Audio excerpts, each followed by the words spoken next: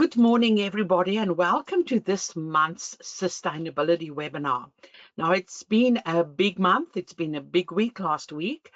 So we are very excited to present this webinar to you to not only focus on processes and policies to manage climate-related risks, but also to give you an update on everything that's happened over the past week.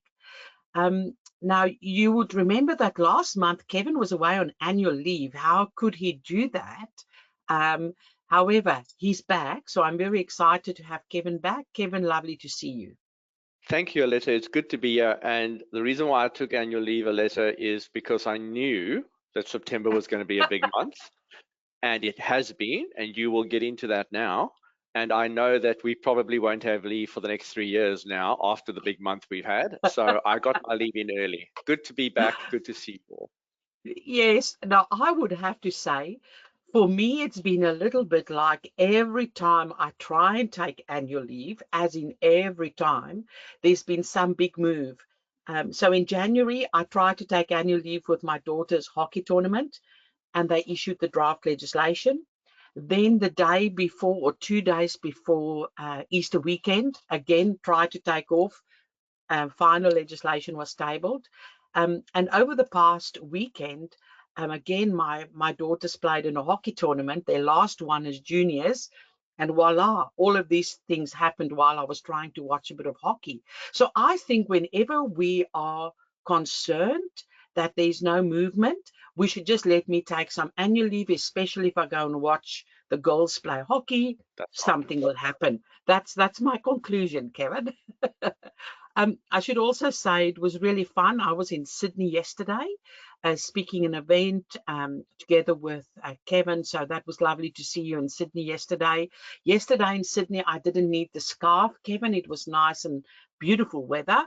So thank you for organizing that. That was lovely. We would like to begin by acknowledging the traditional owners of the land on which we meet today and pay our respects to elders past and present. And we extend that respect to Aboriginal and Torres Strait Islander peoples here today. And as you know, we've got these monthly webinars. And this month we're looking at processes and policies to manage climate-related risks. But for the 3 remaining sessions for the year, we would look at understanding relevant climate-related metrics, very important, setting climate-related targets, and then finally, climate-related disclosures in Australia, we look at in December, because from 1 January, we have to do all of this mandatory sustainability reporting around climate. I should also say, just before we've started, the wonderful lady at BDO in our clients and markets team, Amy, who organizes all these webinars for us, did flag with Kevin and I that she started scheduling the webinars for next year. So Kevin, it's September, but our clients and markets team are already getting us organized for next year, which is amazing, which makes our lives easy. So, watch out. We'll share those dates in upcoming webinars as well. The other thing that Kevin and I have been doing in May this year, we ran these carbon accounting masterclasses, full-day masterclasses across the country. And backed by popular demand, we'll be running another road show in November. So if you would like to join us for carbon accounting masterclasses, please register. Last time it was a sellout, so please get in early. Kevin and I also run IFRS and corporate reporting webinars every month. We've been doing this for 8 years now. So in October, we'll be looking at share-based payments. I want to do a shout out for the November one, where we're looking on an update on financial and sustainability reporting and helping entities to get ready for 31 December 2024 reporting. That will be an important one for finance teams and sustainability people. And then in December, we look at the brand new accounting standard IFRS 18. Now the latest developments, what are Kevin and I talking about?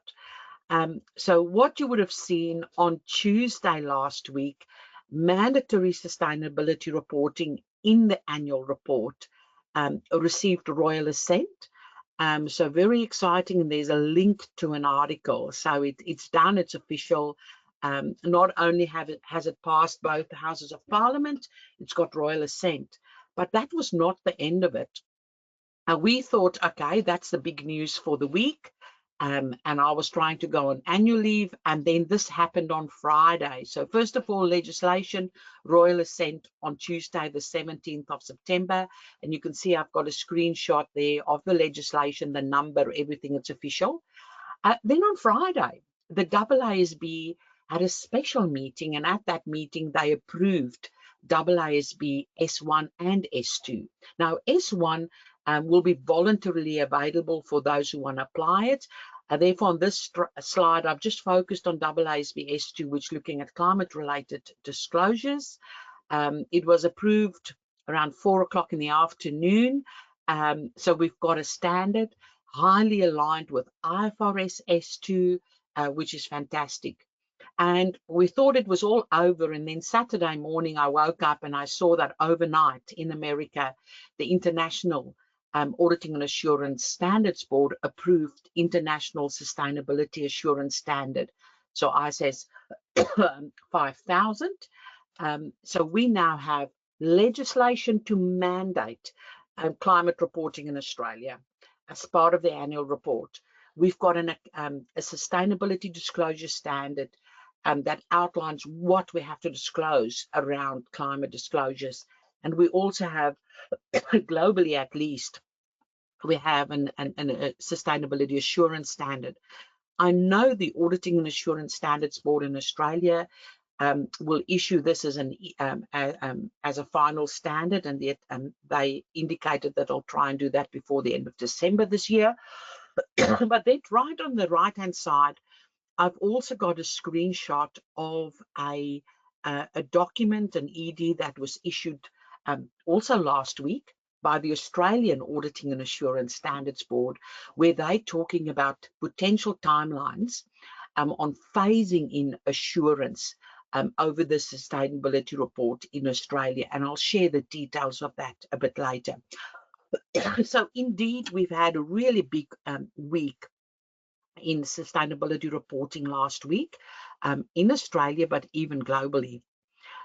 So the final legislation that's received royal assent, as we've discussed earlier, there are 3 kinds of criteria to consider to assess whether you are Group 1, Group 2, Group 3, or not impacted.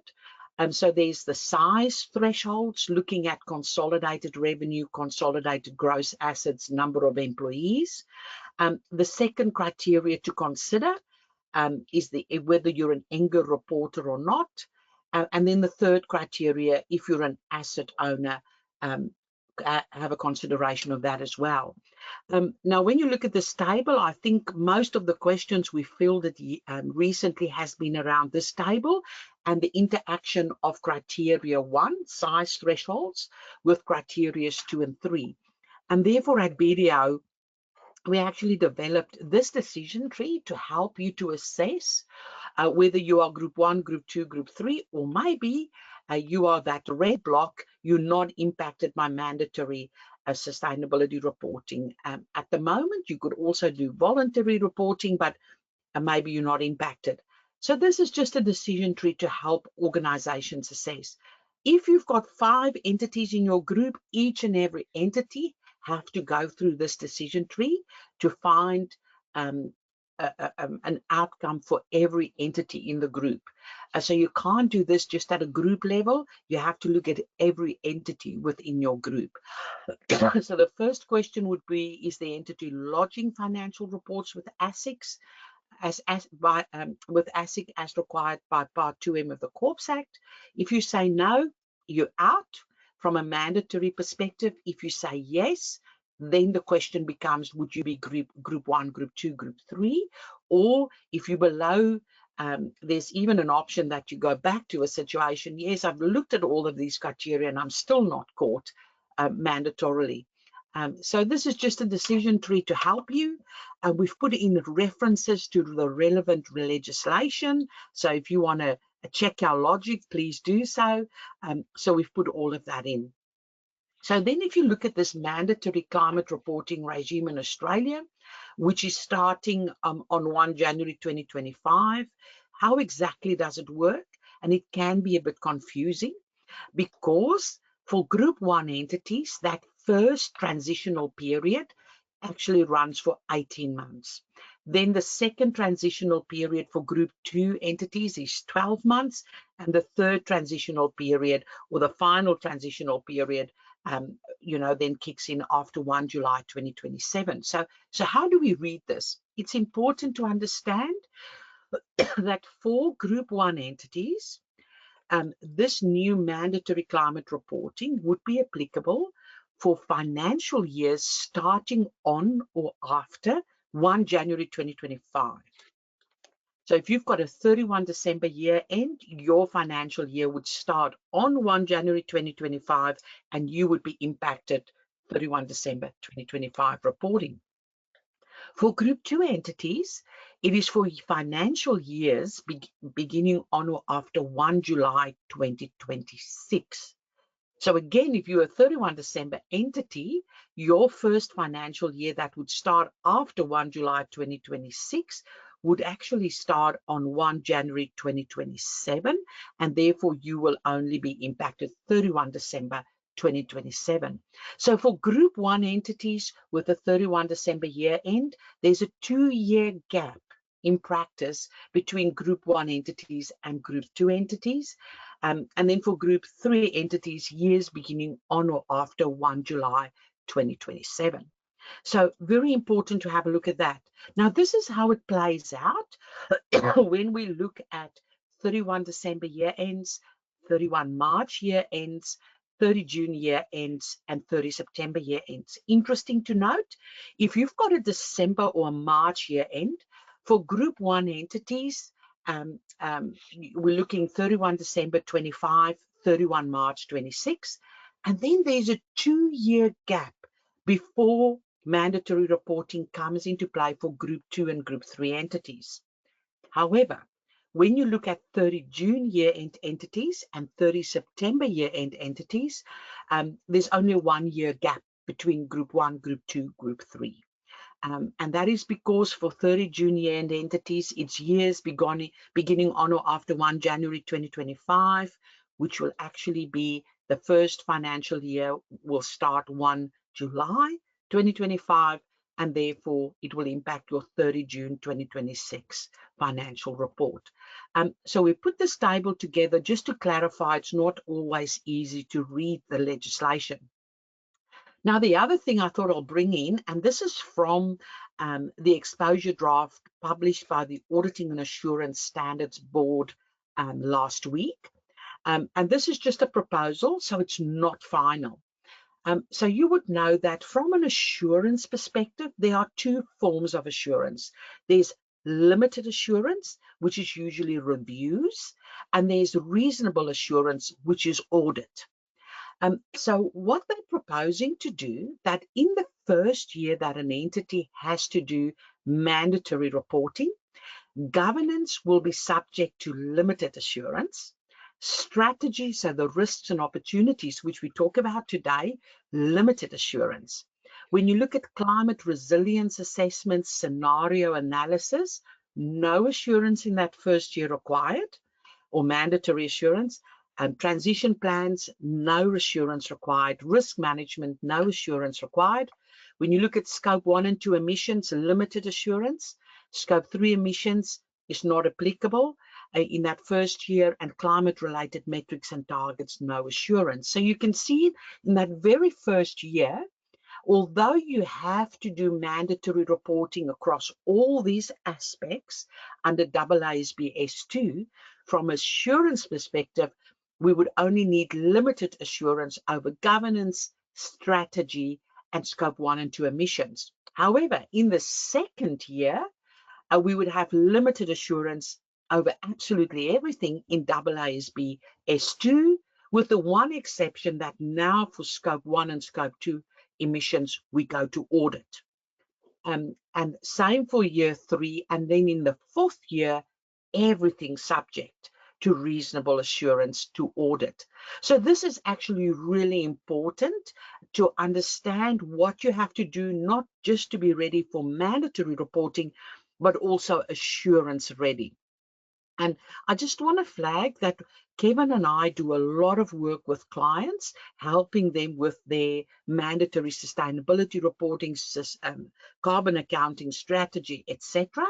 And for us, because we work with auditors a lot, because we are former auditors, but we still work with auditors, for us, it's really important to make sure that you're assurance ready. So if you need limited assurance at a particular time, we want to make sure you're ready for that. If you need reasonable assurance or audit, we want to make sure that you're ready for that. So that is something we can help you with as well. So what does this new annual report look like? There's 4 parts.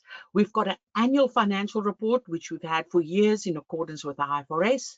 Now we've got a critical other part, which is the annual sustainability report. That's the new part, initially only focusing on climate. But you can see your annual financial report and your annual sustainability report are 2 siblings sitting side by side, equal prominence. So this is really important to understand that this information is going to your stakeholders, your investors, your financiers, primary users of your annual report. Very important. We'll have a director's report, we'll have an auditor's report, as we've always had. I also wanted to talk about something we've discussed in the past, and that is, in theory, how do we link that sustainability report with a financial report? So on the previous slide, I said there's 4 components now. The financial report has a sibling, but in theory, how does it link? And this is a diagram that was published by the International Accounting Standards Board and the International Sustainability Standards Board, where they were trying to link this in theory.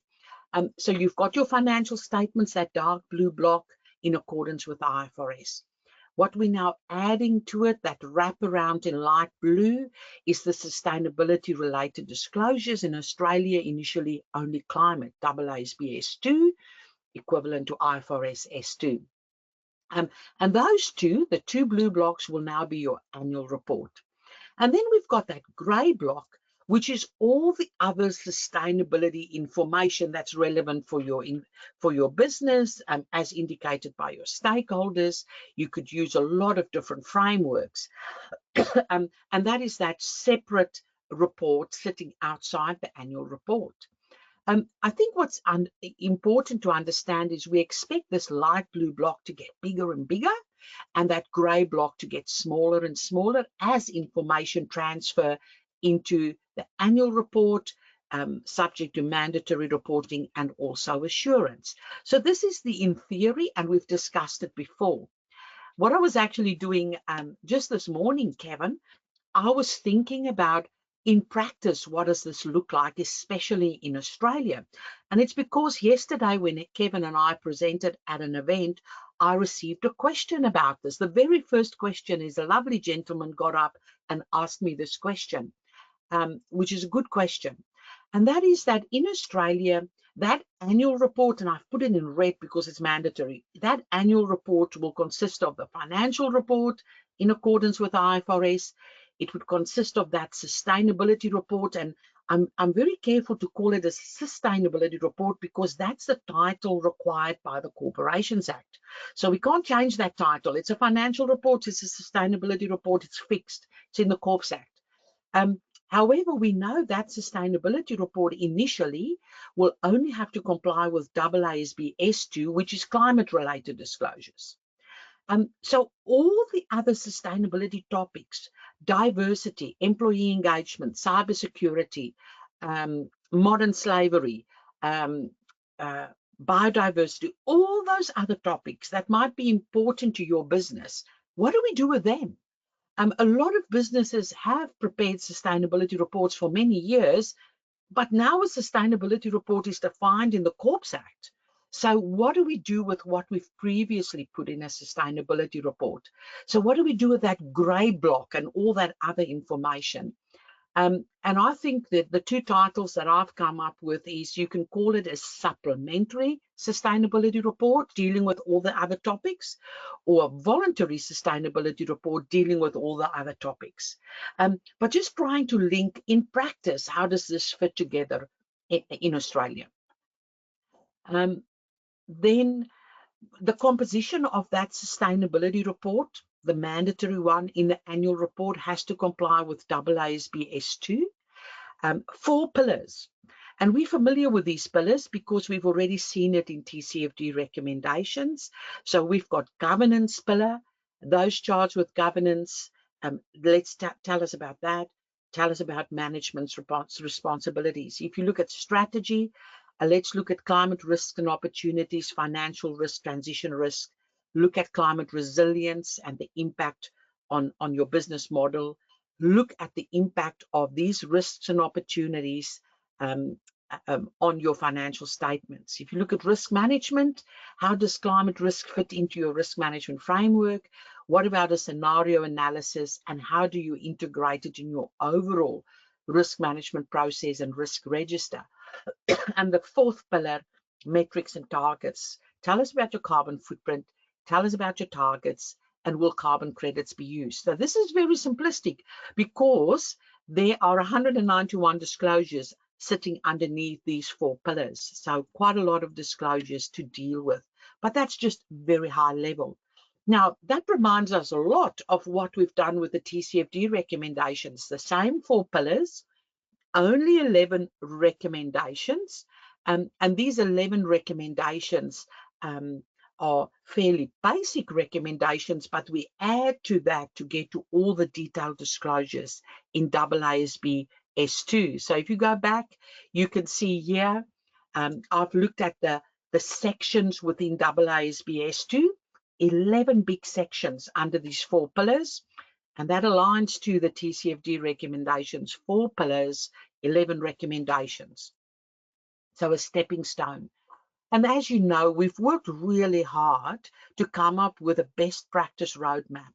So now that this is a thing, and we have to get ready, what are the project streams we have to run? From a compliance perspective, if you're just looking at compliance, there's a stream for carbon footprint measurement, there's a stream for climate-related disclosures. In carbon footprint, we know we have to do an inventory boundary, a basis of preparation. We have to measure, we have to set targets, we have to make sure we're assurance ready. And then we've got an extra year to look at scope 3. If you look at climate related disclosures, you can see we've talked there, make sure you've got a climate risk assessment, a scenario analysis, you've got financial modeling, you do a dry run before you get to the real thing. And then strategically, very important to think, what does sustainability mean for my customers, for all my stakeholders, for my investors? Yesterday, we had an amazing lady from a private equity fund talk about how they deal with sustainability, and it was all looking at strategy. So, you know, whether we do mandatory reporting or not, she was saying strategically, as investors, this is what we want. So again, to have a look at that stream 3. We've got a slower roadmap for Group 2 entities around when they have to do mandatory reporting, and also for Group 3. So that's the update. Most of this happened last week. So Kevin has just publicly acknowledged he's not getting annual leave for the next 3 years. Kevin, I'll have to let the Sydney managing partner know that you've committed to that. And please note, Absolutely. I haven't made any such commitment, Kevin. So today's agenda. In today's agenda, we've got 2 key sections. We want to do a bit of a revision of a webinar that we've done 2 months ago, where Kevin and I talked about a climate risk assessment methodology. And then today, Kevin will add to that climate risk policies and processes. So that's how we've put it together. So in that first section, if I do a bit of a recap on what we've discussed 2 months ago already, time flies when you're having fun. We said it's important to understand what are the climate risks and opportunities. So what exactly are these? And that climate risks are not only physical risks. It is physical risk, but it's also transition risk. So if you look at physical risk, what are the acute physical risk, the extreme weather events that might impact your business, but also the chronic physical risks, so the changing weather patterns, the rising temperatures, the rising sea levels. What does that mean for your business and the location of your business? And your people working in your business. And then we've got transition risks. So there it's heavily around policy and legal risks. So policy, we've just seen policy developments in Australia, mandatory reporting. We know that there are government initiatives around being net zero by 2050. And then also very important exposure to litigation. And just this morning, I saw another entity being slammed with a big fine in Australia. So, please be aware of that, the greenwashing risk. Then technology, the risk around substitution of your existing products and services with lower emissions options. But there could be an opportunity as well if you are potentially in renewable energy space. And then also maybe we've got unsuccessful investment in new technology. So we thought there's an opportunity. We invest in that new technologies and it doesn't work out the way we thought. The market is important. Changing customer behavior, we see a lot of that. Uncertainty in market signals, increased cost of raw materials, and then reputation, shifting consumer preferences in the market, increased stakeholder concern or negative feedback, and then also there could be a stigmatization of certain sectors, a real risk. And then opportunities across resource efficiencies, energy sources, products and services, markets, and resilience. And again, at that event yesterday, the private equity fund flagged some examples where when they invested in an entity and they explored sustainability related risks and opportunities, it did actually in a number of occasions lead to benefits and opportunities for those entities, cost savings. So I think that's something to never forget. There's opportunities as well. And then the one that I really like, this diagram from the TCFD report, how all of this doesn't sit in isolation, how all these risks together, transition risk, physical risks, how the opportunities all impact your strategy, your risk management, and ultimately flow through to the financial report. And that's why it's so important to have the financial report, sustainability report side by side, because the information in the sustainability report informs broader strategy, broader risk management, informs the values of assets, liabilities, and the recognition of revenue and expenses. If we look at our best practice roadmap for Group 1 entities, or those entities that look at sustainability from a strategic perspective or a strategic imperative, I've put a little red block around conduct a climate risk assessment. So if we put carbon to the side and say that is project stream 1, measurement of your carbon footprint targets, etc. If you then go to that project stream 2, which are all the other requirements from IFRS S2 and AASB S2, the very first thing to do that kickstarts all of those projects and disclosures is conduct a climate risk assessment. And we've discussed that 2 months ago on how to do that. And that's something we do for clients as well, if you want to reach out. And in that, we talked about there's a climate risk assessment methodology. And we've given you the 5 steps: identify the risk, discuss it with the leadership team, because we do a lot of research, try and understand your business, come up with what we think the risks and opportunities are. But it's important in step 2 to have that conversation with your leadership team. Then to assess the control environment to potentially mitigate these risks, and consider the impact on your risk register, not a separate risk register, your normal risk register. And then we prepare our report.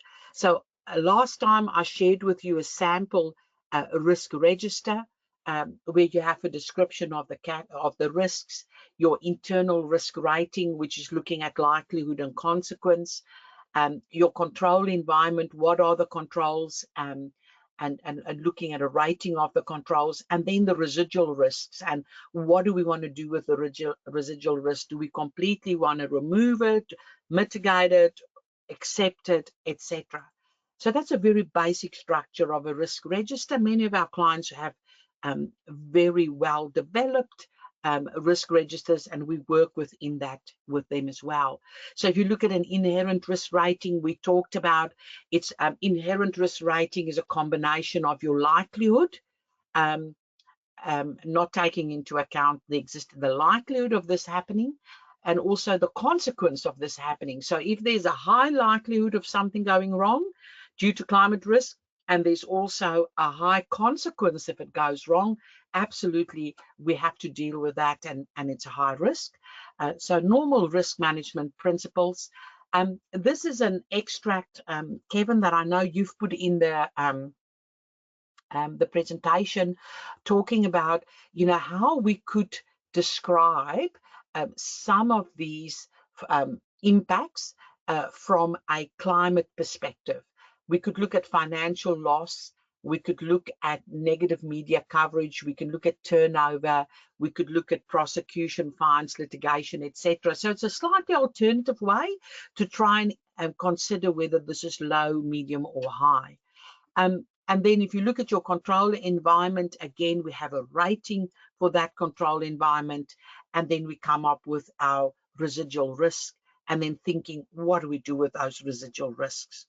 So that's a bit of a recap on what we've previously done on a climate risk assessment. Your climate risk assessment, physical transition risk and opportunities, all of that have to feed into your normal risk register. And I think that's really important to consider. Kevin, at this stage, I'll hand over to you to talk about climate risk policies and processes. Thanks, Aletta. That was a great summary, and I think that when we started to put this together on how we were going to talk about it, it became obvious to me that by the time you get to the point where Aletta's just stopped talking, which is essentially you've identified your climate risks and they're in your risk register, at that point, in many ways, what kicks over is your normal risk management framework and your normal risk management processes. I think there needs to be an appreciation at this point that identifying climate risk for mandatory reporting, for example, really can only be effective if it exists in an existing risk management framework. And I didn't mean climate risk management framework. There's one of those too. But generally speaking, if an entity doesn't have a risk management framework for more general business risks, you're not really going to be able to effectively build processes and policies that effectively address them in isolation to the general business risk. Because at the end of the day, climate risks don't exist separately to general business risks. They are by definition a business risk, just happens to be driven by climate topics. So coming back to the rest of the presentation today, it's essentially to start talking about, once you have these climate risks and they exist in your risk register, as Aletta has said, and you've started to build a framework for mandatory reporting, what then? And this is where essentially I refer to general risk theory. So the rest of the conversation today will really be about general risk management theory and risk processes, because that's where they ultimately end up. On the very next slide, I've got the risk management process wheel, or the risk wheel. It is something that you should probably be familiar with, or if you're not familiar with, you'll become familiar with it. And it's essentially the 5 steps of managing risks in an organization. Aletta, can you just jump to the next slide if you haven't already, to the risk management wheel? There we go. That's the one. So we're talking identify the risk. We've done that.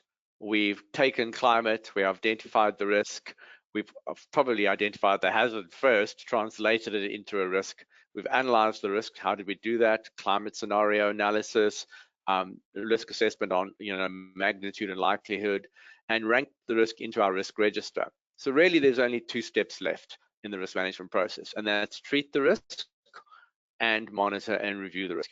And as you can see at this point, it's become a bit climate agnostic at this point, because really we're now into the throes of our risk management process.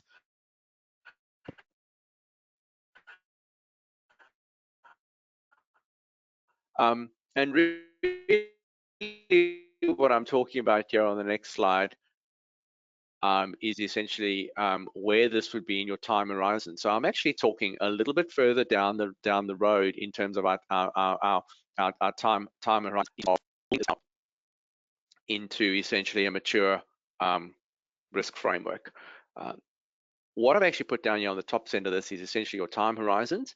And a lot of what we've been speaking about in terms of getting ready for mandatory reporting actually exists in, shall I say, Horizon 1. Now, Horizon 1 is built on a particular client with a remaining calendar year of 2024.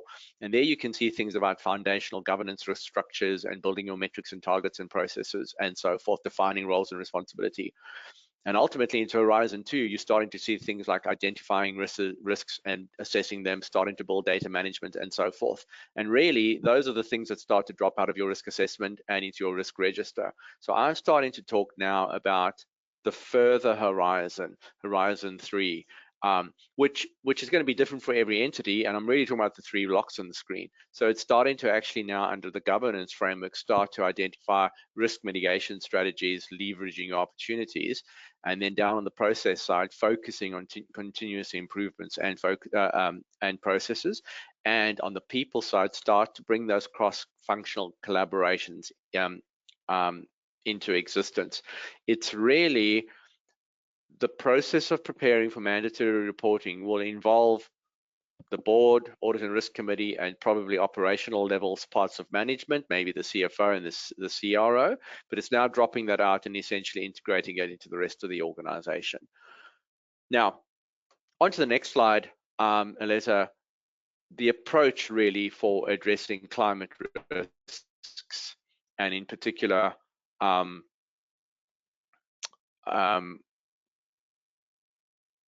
getting a letter to the next slide, is essentially to get an adaptation strategy in place. So developing adaptation strategies. Now, a lot of the content from this slide onwards is actually taken from a very useful slide. So I'm going to give credit for that, which is to the New South Wales government. This is something they've actually published for the entities that are in the public sector getting ready for mandatory reporting. But it's not an approach that's unique, let's say, to the public sector. It's generally accepted climate risk adaptation process, something that you start to think about in terms of building adaptation strategies out to deal with the climate risks. And really where we are now in the risk process is we've gone past identifying the risk, we've evaluated magnitude and likelihood. We've probably identified some material risks at that point. We've even adapted some controls against it, and we're essentially now starting to deal with, let's say, the residual risk, building out adaptation strategies to deal with that, specifically linked to climate. And what's interesting about this slide when you actually have a look at it is you'll notice here I'm starting to talk once again about general risk strategies. I am applying it to the governance framework that you'll see in the TCFD, which is metrics and targets with risk management strategy and governance. But really, building an adaptation strategy can be applied in theory to any type of risk. It doesn't have to be climate. But in this case, it's essentially how do we go forward and actually adapt this and build something out in terms of climate. And the real thing is essentially to activate your governance strategies to make this work. Now, before you can actually even come up with an adaptation action, what am I going to deal with the climate risk? You have to make sure the governance framework this is in place. If the board, and I'm in the center column of my slide here, if the board and or audit and risk committee of the organization is not going to buy in to the fact that an adaptation strategy needs to now be put in place to deal with a material climate risk, the adaptation strategy is probably going to fail. That is just key. That's the whole point of essentially building adaptation strategies within a governance frame that is actually up for change. We would have identified our risk and opportunities already that were material. They're already being our risk register. And we will already have our existing climate risk management framework ready to go. In other words, how does an organization address risk and embed it in the organization? If it doesn't have the risk framework ready to go, it doesn't matter what type of business risk you have, including climate risk, an adaptation strategy is not going to work. Ultimately, at that point, you start to identify multiple risks and opportunities to try and pull them together in terms of how you address them, build an adaptation strategy around that, and then you start to build your planning out to address them. One of the way the public sector in particular deals with time horizons and planning is essentially to have a master plan put in place. But that doesn't exist, once again, uniquely in the public sector. Adaptation strategies are a concept of risk management that exists more broadly out there. But the master plan is a good way to think about it because it starts to consider the end goal and it starts to take time horizons into account. A roadmap, where have you heard that word before? A roadmap to get you to the end goal, because dealing with adaptation strategies to address climate is not a 1-year plan or a 6-month plan. The short term isn't sometimes even a year. The short term can be 2 to 5 years in some cases. We're talking medium term and longer term. Some of this stuff extends 50 years into the future. So it's starting to have a master plan that you can actually activate to then essentially start to tackle these things. And then it's a matter of activating project and implementation task forces. Notice I haven't built the adaptation plan yet. I'm still activating my governance strategy for success, because dealing with the climate risks that's in your risk register as a material risk, which essentially has still some residual left, ultimately requires strategic planning that somebody at the top has signed off on, where there's somebody at the governance level who's essentially going to activate this project and essentially be the sponsor for it. And only then, with milestones, budgets, and resourcing in play, can you actually start to build out the plan, link it to remuneration and KPIs, and start to collaborate across the team. So really the message of the day on this one is, once you have these mandatory risks, these climate risks identified through the mandatory reporting process, doing something about them is a choice, and it can only be activated if there's onboard activation from the board level, integrating it through the broader risk management framework. Now, some of the types of adaptation strategies on the next slide, Aletta, also taken from our friends at New South Wales Government through the Department of Planning and Industry. Good examples here. Essentially, identifying the type of adaptation strategy that you may want to live with. In other words, what are you going to do with it? And really, I find this is something that resonates with me, the way this has been summarized, which is why I'm sharing it with you, because I find it very useful, is to start to think about addressing the residual climate risk in one of 5 buckets. First of all, what they refer to as the no, low regrets or win-win options, which are essentially low-risk responses that deliver some sort of benefit and can be implemented as a priority.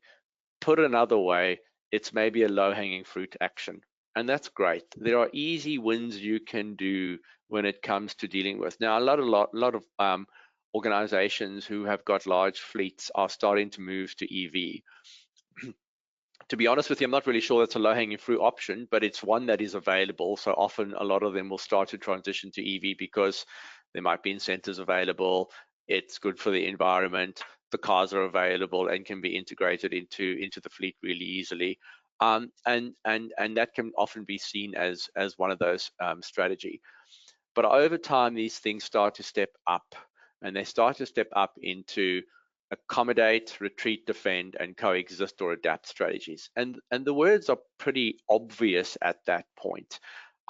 Accommodate is where you start to accept that this is real, this is happening, and you're going to actually have to deal with the consequences of the impact. And I want to say that a strategy to deal with that could easily be, for example, a distribution venue that exists in Queensland or northern New South Wales on a floodplain. And you may have already accepted that increased flooding is a consequence of climate change, and the risk is very real, and it's happening more and more. So it's time to accommodate that risk and build a strategy out that deals with that.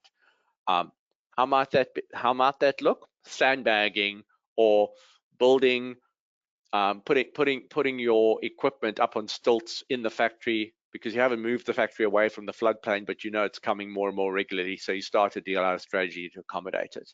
But ultimately that moves to retreat, where you actually decide to move off the floodplain, and then defending against it, which actually might be more expensive because you actually have to expand that out to, I don't know, your supply chain, and then other coexist or adapt strategies.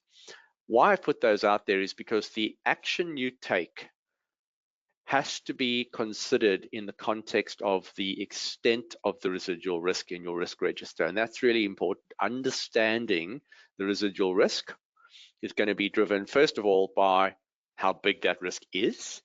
And then it's also going to be built by time, and that's building out your pathways. And I actually love the pathways. If you get into this in terms of research and you go out onto the internet and you look at pathways, there's some really funky pathways out there that actually sort of graphically illustrate where you're going to be over time and what might your options be in the moment. And this kind of starts to link back to scenario analysis and all the things that you would have done along the way to get here, but it's now trying to understand your options out of it. Scenario analysis in many ways tells you what the future state is going to look like, and really helps you to understand strategic planning and essentially the residual risk that it's going to present to you. But what this is in terms of adaptation action is essentially to start to understand the pathways that you have and how you're going to get there. It's planning your journey essentially, before you leave the station. And over time, your adaptation actions will start to step up.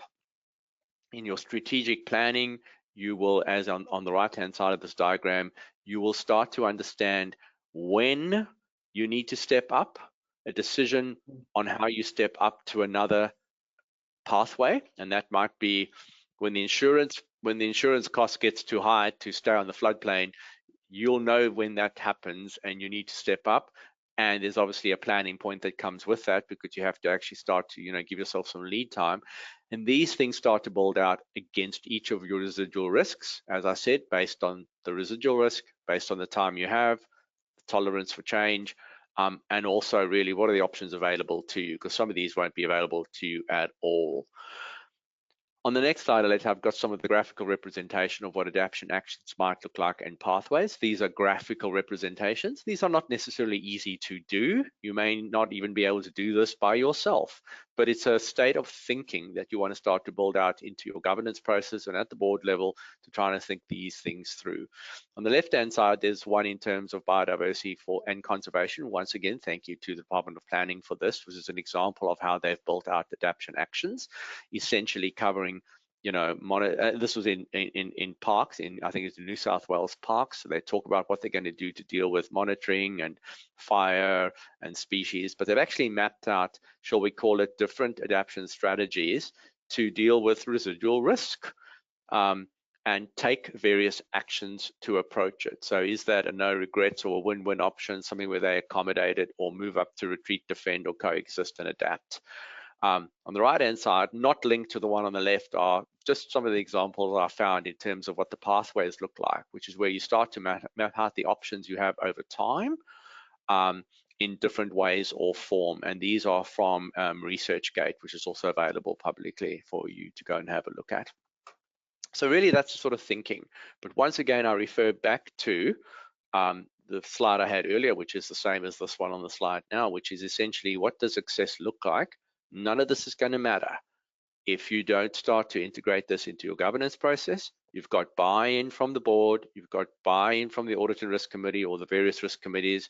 These things are linked to remuneration, KPIs and incentives, and ultimately you start to build in an adaptation plan that's linked to your risk register and linked to your risk management process so that it integrates through the organization. And really all I'm trying to say here is climate risk is really just a business risk.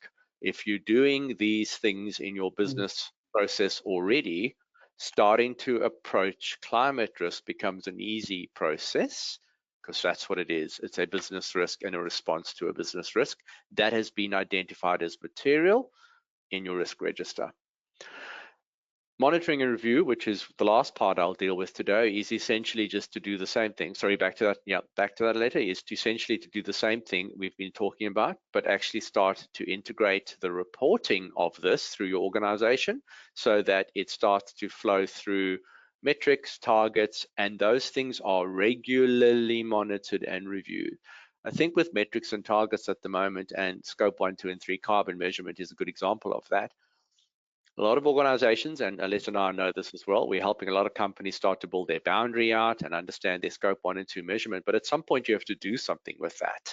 And that is essentially starting to integrate that into your decision making, but then it's actually to start to keep it up to date. Every year you have to do a scope 1 and 2 and 3 calculation, and every year you have to essentially assign responsibility for data collection, make decisions about software platforms or other types of platforms, understand who's doing the assurance over it, your processes and controls around the quality and data integrity, and then understand who it goes to. And that's really important in building out this, because it doesn't help anyone if the only person looking at the scope 1, 2, and 3 measurement is some person sitting in finance who's doing it for purposes of the financial report, because then it's not going to be used for decision making and it's not going to be used for any sort of adaptation strategy. But it doesn't only have to be scope 1, 2, and 3. Metrics and targets is much bigger than scope 1, 2, and 3. Metrics can be any sort of metric that you are using to evaluate performance against changes in the environment. At the moment, we're looking at climate, but we could be talking about water or timber or wood and how those things change over time. Water quality, timber quality for making furniture or other types of products. Those are all just examples. And I'm sure lots of organizations already develop those metrics and use them. But from experience in the period that I've been doing this, and Aletta will back me up on this, it surprises me how often those metrics exist sometimes in the organization below senior management, and they don't quite flow up to senior management, and they're not used in strategic decision making. And what this process is trying to do is essentially identify those metrics that exist against material climate risks in your risk register and start to use them in decision making, not only operationally, but also strategically. So building out a monitoring and evaluation plan includes things not only of data collection, who reviews, and so forth, but responsibility for monitoring it, somebody taking charge of the methodology for those calculations, making sure those quality checks are done, making sure that when the systems and the processes around data governance and target and metric governance fail, that there's an incident register, so you can continuously improve the processes around those governance in terms of those calculations. Because remember, these calculations are getting done regularly, monthly, quarterly, half yearly, annually in terms of mandatory reporting. And then essentially creating a reporting framework that starts to send that information up through the value chain and through the decision-making chain, first to the chief operating decision maker, and then up to the board and audit and risk committee. And the reason why I've used the word chief operating decision maker, we're having a go at our listed clients, and Aletta, you'll love this because I'm bringing it back to IFRS. But at the end of the day, it is my view, and probably yours too, Aletta, that the key metrics that are linked to material climate risk in your risk register should be part of the information that flows to the chief operating decision maker, the same person who looks at the information that the segment reporting is built off in financial reporting. If that information is not going to the chief operating decision maker, but it's a material risk on your climate risk, I would say there's a material weakness in your systems and process for data and reporting and flow. And really, that's what I wanted to talk about today, is essentially those two areas, taking the risk that's dropped out of your climate risk and doing two things with it. Building it into your governance risk management frameworks through adaptation strategies, and making sure that the relevant metrics and data that evaluates performance in terms of managing that risk is not only being accurately and completely calculated, but is also being reported to the right people and the right authority in the business. And that's it. Those are your two takeaways today in terms of building processes. They essentially complete our risk management process, the 5 steps. If you didn't know that's what the standard was doing, it's essentially taking a risk management process and just applying climate risk to it. It's very elegant, Aletta, that we've essentially over the last, I don't know, 6 months or so, covered all of these in some way or form in the very same month that the mandatory standards have all become almost finalized. So it's got a wonderful, resonance to it that we've actually made it, and we've landed at this point. So I'm very happy with that. And I'll say to you, with 2 minutes to go, that's the end of my messaging today. Thank you for listening. Later, over to you. Yes, thank you very much, Kevin. So it's exciting times. Just a recap on what we at BDO, how we could assist you. We could help you with that project stream 1 around carbon accounting. We can help you with the second project stream across sustainability reporting, and not just the mandatory reporting in AASBS 2, but also the voluntary reporting. And in the third stream, we can help you with sustainability, which also includes decarbonization strategy, a sustainability strategy and decarbonization strategy. And then on the right, our audit partners can also help with the sustainability assurance. This is just a diagram explaining it in a bit more detail, what all the different things are. And these are the key contacts. These contacts are sitting all across the country. For carbon accounting, that's what Kevin and I are running with. Sustainability reporting as well, together with Brett, that does the voluntary reporting strategy, and then sustainability assurance. Those sustainability assurance partners are the lead partners across the country looking at sustainability assurance, but any of our audit partners and staff would be able to discuss that with you as well. As you know, you can register for our insights. You can do some of our e-learning. And finally, just thank you very much for joining us this month. We'll speak again next month.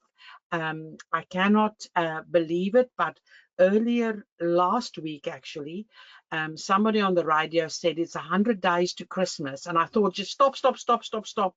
Can't deal with that countdown. But anyway, we're on the home stretch.